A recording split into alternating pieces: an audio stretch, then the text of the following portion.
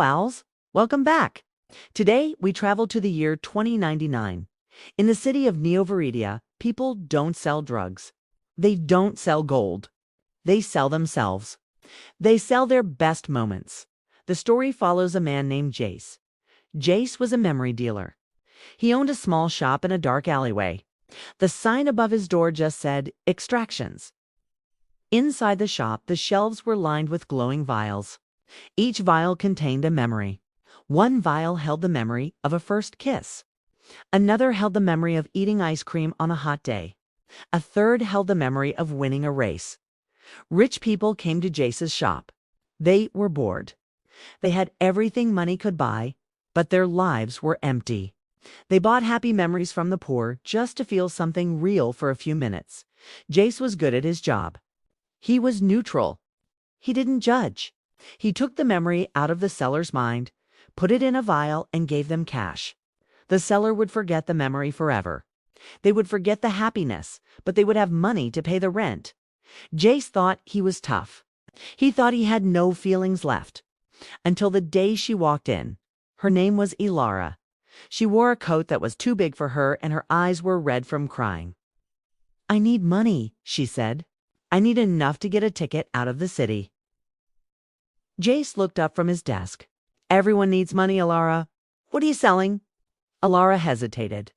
She reached into her pocket and took out a small, old photograph. It showed a boy and a girl sitting on a rooftop watching the sunset. The sky was painted in beautiful shades of gold and orange. "This is the memory," she said softly. "It's the day I knew I was in love. We sat on that roof for hours. We didn't speak. We just watched the sun go down. It was perfect. It was the happiest day of my life." Jace looked at the photo. He recognized the rooftop. It was the old clock tower in the center of the city. "If I sell this," Ilara said, her voice shaking, "I won't remember him. I won't remember loving him. I will just see him as a stranger. But I have to leave." Jace looked at her face. She was beautiful, even when she was sad. He felt something strange in his chest. A pain? He ignored it. "The golden hour," Jace said. "It's a top-tier memory. It's worth a lot." He wrote a number on a piece of paper. "Is this enough?" Ilara looked at the money. It was enough for a new life. "Yes," she whispered. Led Ilara to the back room. He pointed to the chair. "Sit down," he said. "This will hurt a little." He connected the wires to her temples. The machine hummed to life. The glass vial was ready. "Close your eyes," Jace commanded. "Focus on the rooftop, the sunset, the feeling in your chest." Ilara closed her eyes. A tear rolled down her cheek. The machine started to whir. A beautiful golden light flowed from her mind through the wires and into the vial. The liquid in the vial turned bright gold. It glowed warmly as the light left her. Ilara's face relaxed. The sadness vanished. But so did the love. Her expression became empty. The machine stopped. Ilara opened her eyes. She looked at Jace. She looked at the vial. "Is it done?" she asked. "It's done," Jace said. "Here is the money." Ilara took the cash. She looked at the photo one last time. She frowned. "Who is this boy?" she asked, confused. "And why am I crying?" She wiped her eyes and walked out of the shop. She didn't look back. Jace stood there, holding the golden vial. He had sold many memories before, but this one felt heavy. It felt wrong. He sat down at his desk. He uncorked the vial. He knew dealers weren't supposed to use the merchandise, but he had to know. Why was this day so special? He drank the golden liquid. Instantly, the shop disappeared. Jace wasn't in his chair anymore. He was on the rooftop. The wind was blowing. The sky was burning with orange and gold. He looked down and saw a girl sitting next to him. It was Ilara. She was smiling, looking at the horizon. Then the boy in the memory turned his head. Jace gasped. He wasn't looking at a stranger. He was looking at himself. It was him. He was the boy in the memory. He was the boy she loved.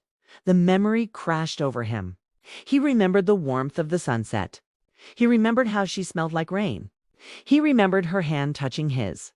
He remembered that he loved her too, but he was too afraid to say it. The memory faded. Jace was back in his dark shop. He sat there, shaking. He had just bought the memory of the girl he loved, but in reality, she was gone. She had walked out the door and she didn't know him anymore. To her, he was just a dealer.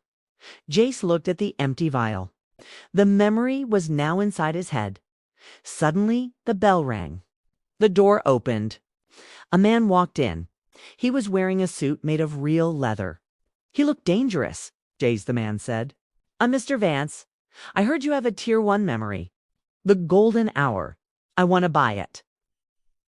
Jace stood up. "It's not for sale," Vance laughed. "Everything has a price, dealer. I will pay double." "You don't understand," Jace said. "It's not just of you. It's a piece of me." "I don't care about you," Vance said, pulling out a gun. "Hand over the vial or I will extract it from your brain the hard way." Jace looked at Vance. He looked at the empty chair. He looked at the door where Elara had left. He realized something. If he gave up the memory, he would forget Elara again. He would go back to being empty.